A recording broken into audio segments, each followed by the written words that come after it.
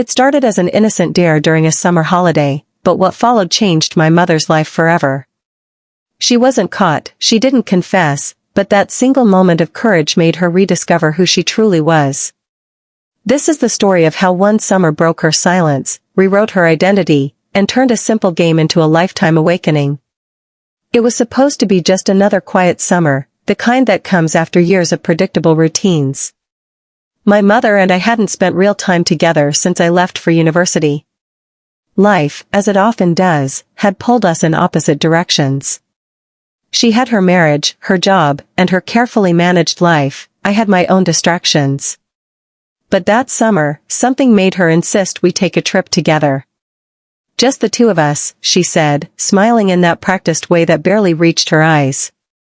We drove for hours before reaching the small seaside town she used to visit in her youth. The air smelled of salt and freedom. I remember how the sunlight painted her face golden as we stood on the balcony of the rented villa, overlooking the waves. She looked younger there, like the version of her I'd only seen in old photographs. The first few days passed in calm predictability, early breakfasts, long walks, and lazy afternoons filled with books and silence. But something about the way she carried herself felt different. She laughed more, not the polite laugh I grew up hearing, but a deep, careless one. Sometimes, I caught her gazing at the horizon as if searching for something she'd lost long ago. One evening, after dinner, she poured 2 glasses of wine and brought them to the balcony. The sea below was dark and alive, whispering secrets in the breeze. She asked me strange questions that night, about love, regrets, and the kind of person I thought she used to be. I could tell she was trying to peel back a layer of herself, maybe to remember who she was before marriage turned her into someone's wife and mother. Then came the moment that changed everything. It started as a simple, teasing challenge, a dare, born from too much wine and too much honesty. I don't even remember who started it. All I know is that it was meant to be harmless, playful, something to make her laugh.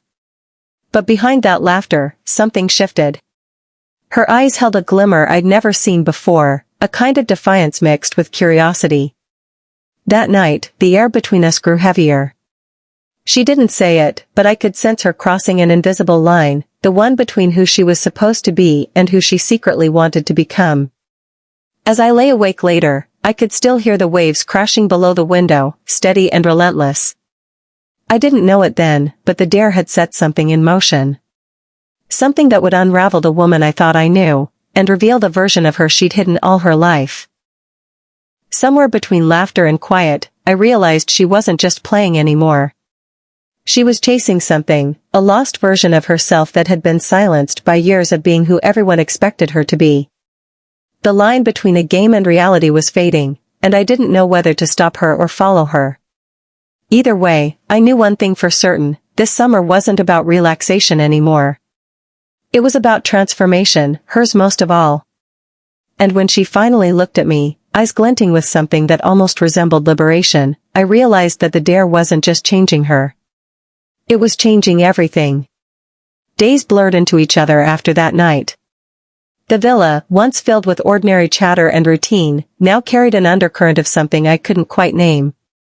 My mother moved through the space differently, lighter, more alive.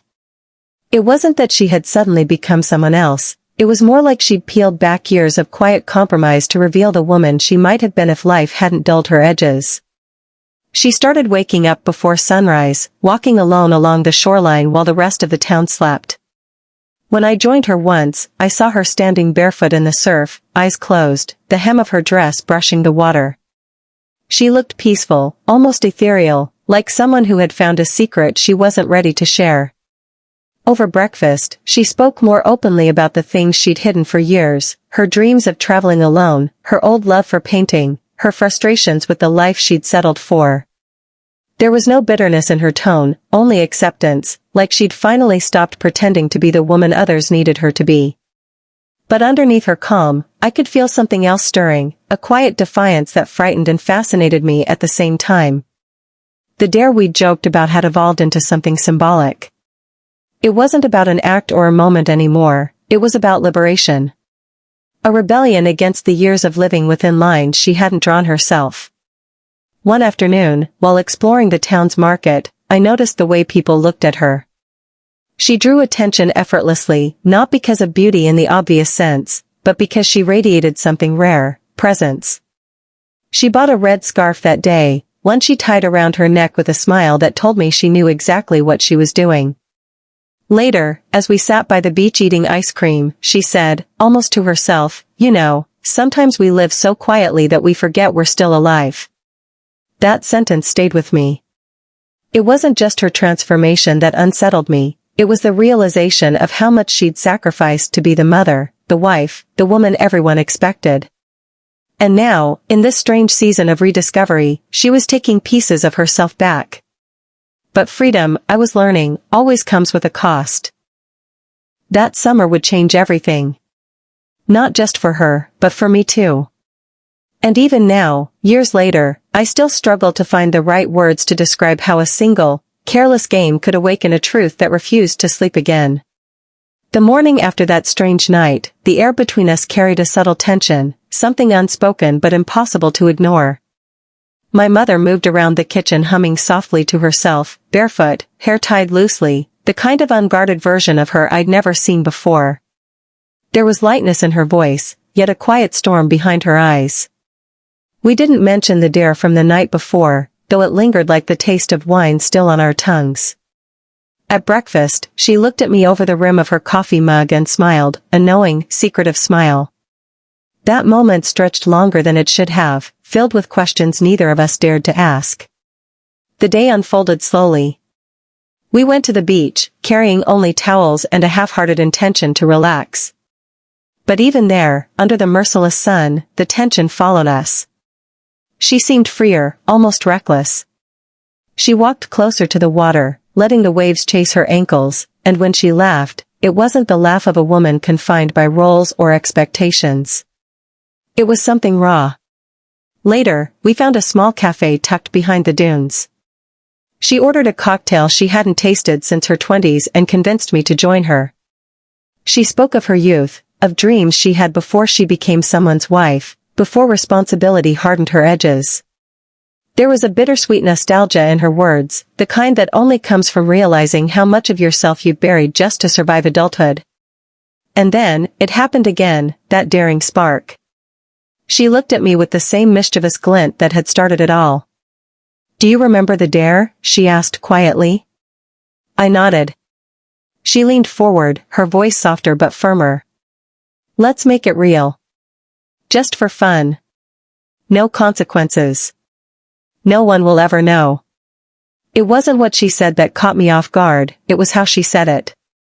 There was a new confidence in her tone, an ownership of her choices that felt foreign to the woman I'd grown up with.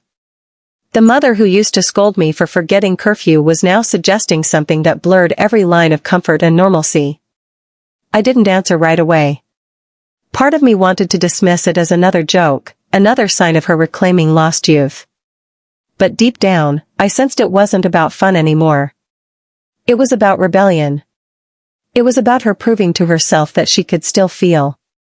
That night, the villa felt smaller. The walls seemed to breathe with the sea breeze, carrying every whispered word and every nervous silence between us.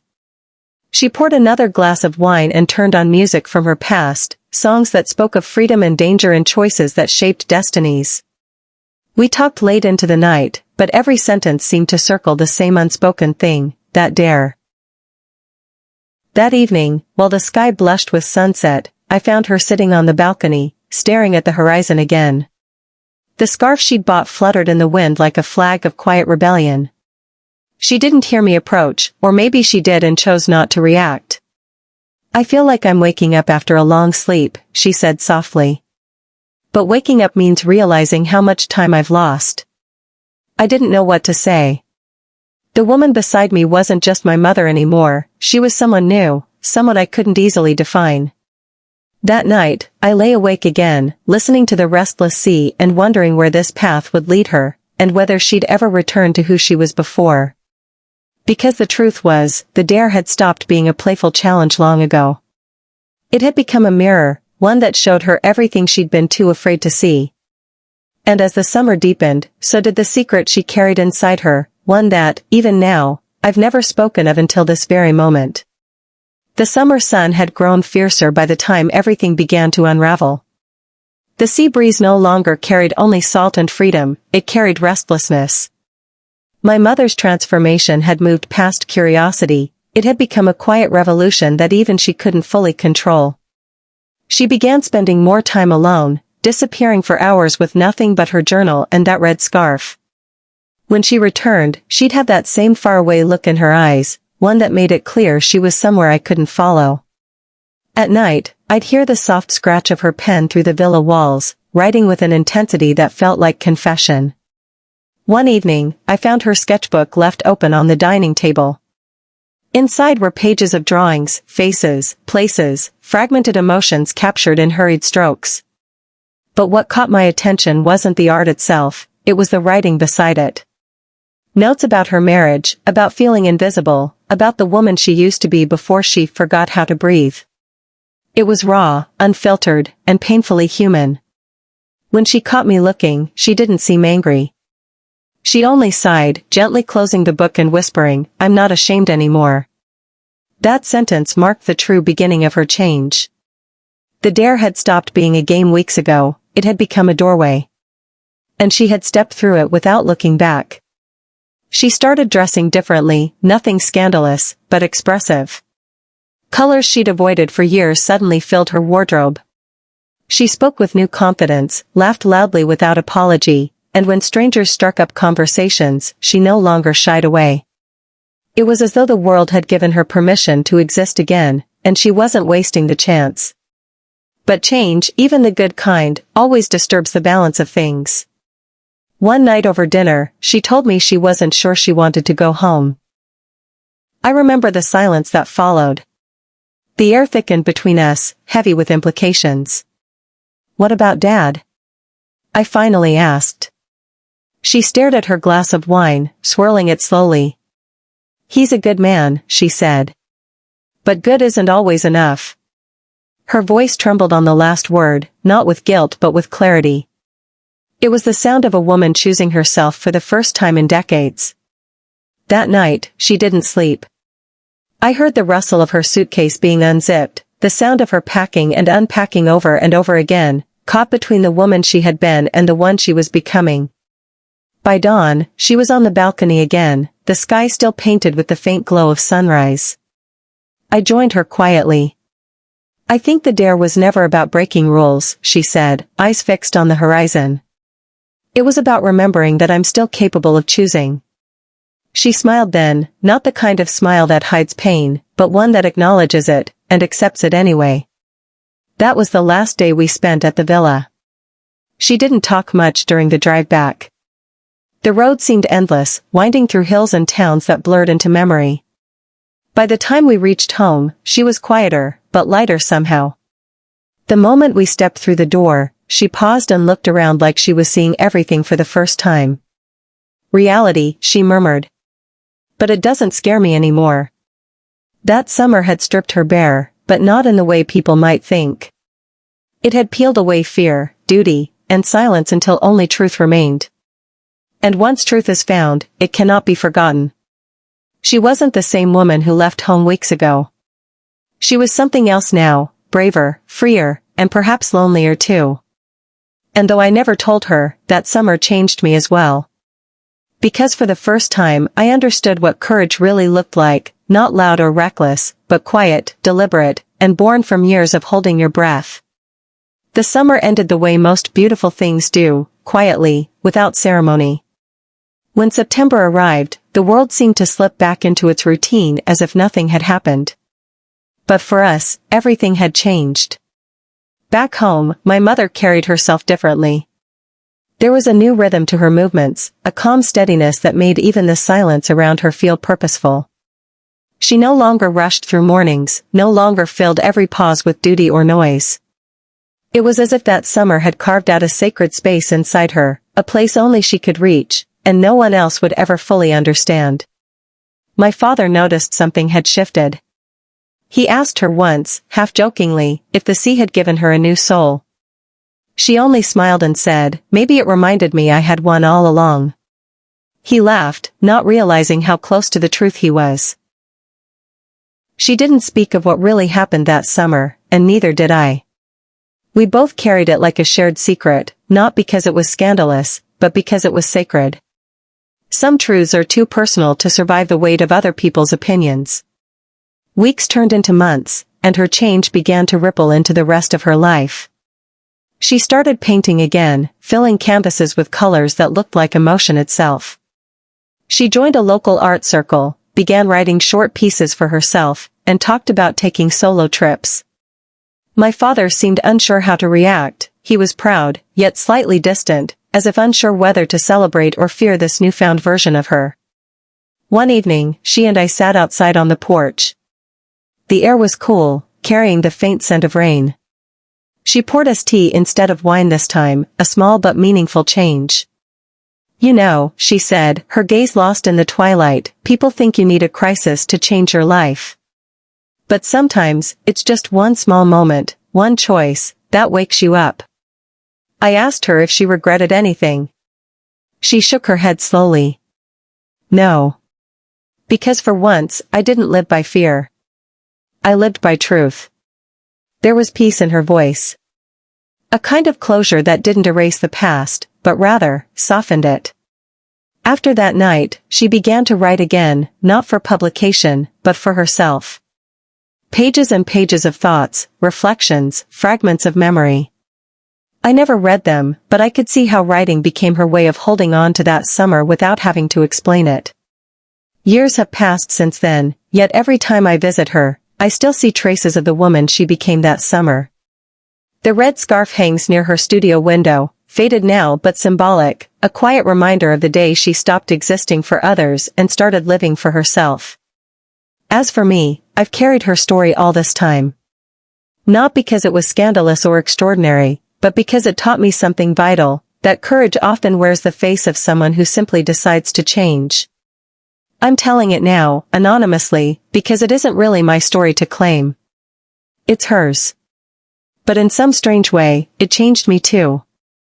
When people ask me about my mother, I tell them she's the bravest person I've ever known, not because she was perfect, but because she had the strength to be honest with herself when it mattered most.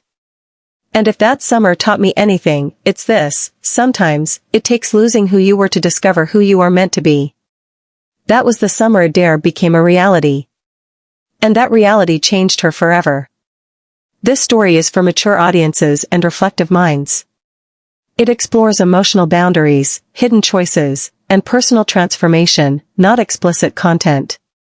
All names and events are fictionalized for privacy. Any resemblance to real people is purely coincidental. Viewer discretion is advised, the emotions are real, the lessons unforgettable. Thank you for watching and listening to this emotional true confession story. If this story touched you, don't forget to like, comment, and subscribe for more powerful real-life tales about love, loss, and rediscovery. Every subscription helps this channel share more voices that deserve to be heard. Turn on the notification bell so you never miss a new upload.